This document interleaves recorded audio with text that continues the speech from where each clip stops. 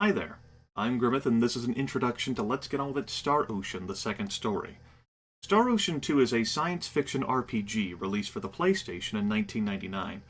I first played it in 2002 after I won my PlayStation in a bowling tournament. I do still have that PlayStation, along with my copy of this game, and the jewel case, and the instruction manual. See? This series is brought to you by Tiny Shopkeeper. It was an old request, changed from The Witcher 2, from an old offer I made to my viewers years back in 2013. Normally, the request is for 15 hours, but no casual, show you the dialogue, see what's going on in the game playthrough is gonna go under 15 hours. I'll try to make it to the end of disc 1. There's 2 discs. Then see how I feel about continuing. I think 1 disc will give a good overview of the game. I'm no stranger to this game. It has been a decade since I last played it. Early 2009 is when I last played this game. We're in late 2018. My tastes and attitudes in games and towards games have changed since then. As a warning, if you've ended up here, search engine cruise looking for Star Ocean 2 content, this is not an expert playthrough. And if you're looking for action straight up in a video game, Star Ocean 2 does not have it for you. I wish you luck in finding something that suits your tastes. It's heavy on exposition, it's heavy early on exposition, so we're not just going to have an intro video where I talk a bit about the game and then show the opening cutscene. The next hour of gameplay is going to be lore. It was a different time. It's not my preferred way to... I like action sooner. We'll put it like that. It is what it is. Before I do boot up the game, though, I'll talk a bit about what's on this jewel case.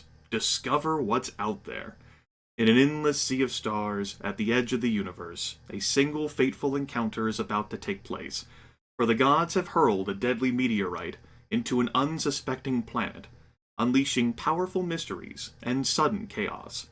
Now 2 people from different worlds will collide into a journey so deep they might not ever make it back. Features 3 battle modes, including innovative real-time, polygonal combat.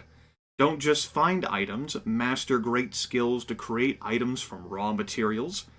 Emotions determine the fate of the journey, where characters have to think and feel for themselves. Engage in a multitude of mini-events to uncover over 80 possible endings. Delivers an engaging adventure for an instant role-playing classic. ESM. The manual itself is not that extensive, as descriptions for how to save and restart the game along with basic controls, an overview of episodes, which give us a bit of histoire into what we're entering into, and I suppose that could be of some value, and since this is an intro, and we're going to be getting a lot of exposition anyway,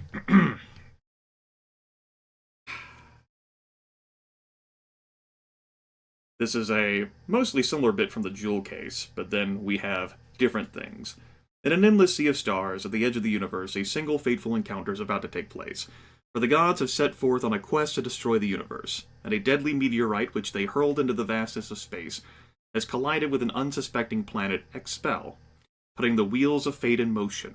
Now 2 people are about to cross paths, and their meeting will force them to endure both the gods and their devilish advisors. Episode 1. After attaining the rank of ensign in the Earth Federation, Claude C. Kinney is given his first assignment. When a mysterious energy field is found on the planet of Melicinia, a survey party is dispatched to investigate. As an escort, Claude boards the starship of his father, Renixus J. Kinney, and heads towards Melicinia.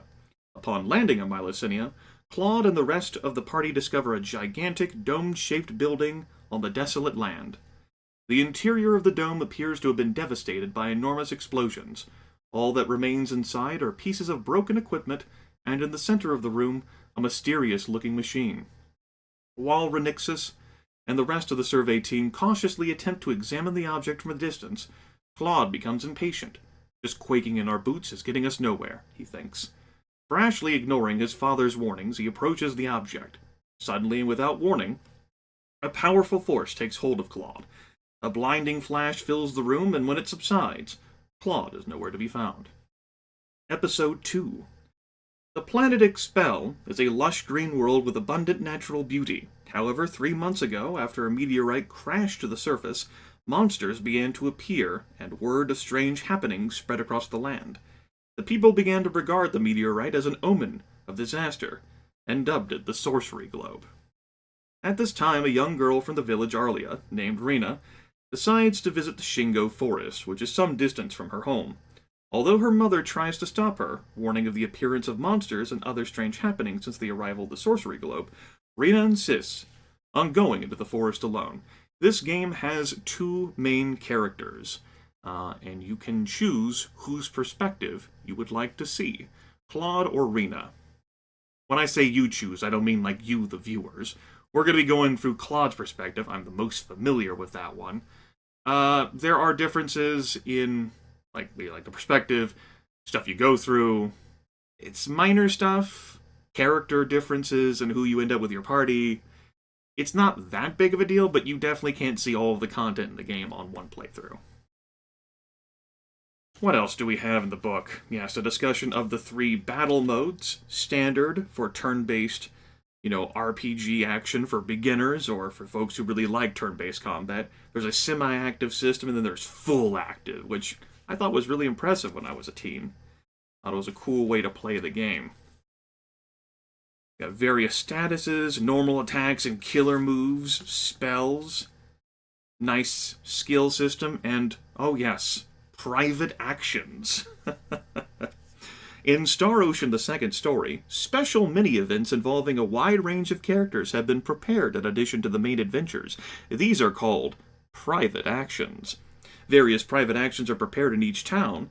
There are also one-time events that you will not see again as the stories proceed. Keep an eye out for these.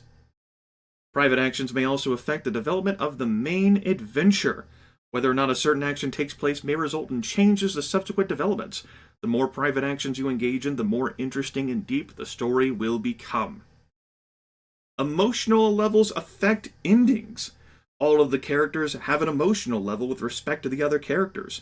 For example, seeing a particularly close friend fall in combat may cause an intense rage that results in stronger than usual attacks.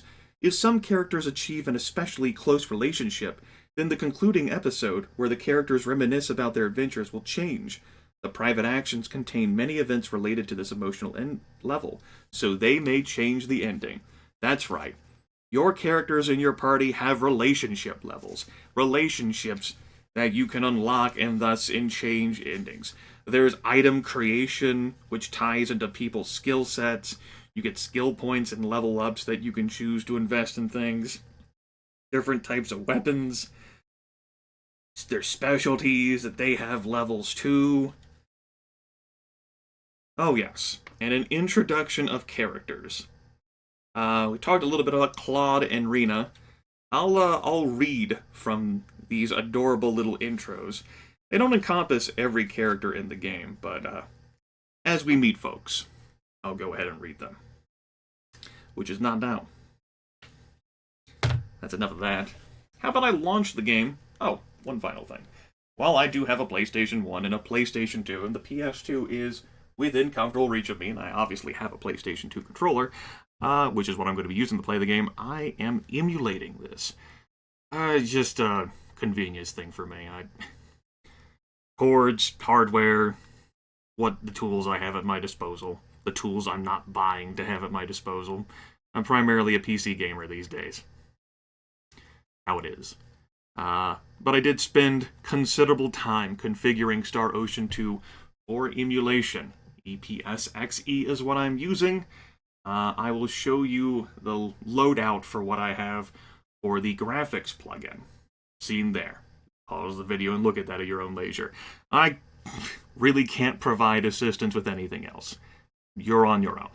But that at least shows my settings, which I may fiddle with over the course of this playthrough. I've I've only seen so much. I played for a half hour, in quotations played, so I could fiddle around with settings and combat and see how the sprites look and work. It's alright.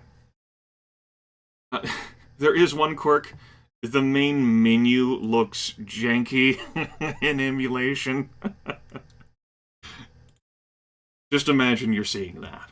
Okay? Okay. Let's load up this game.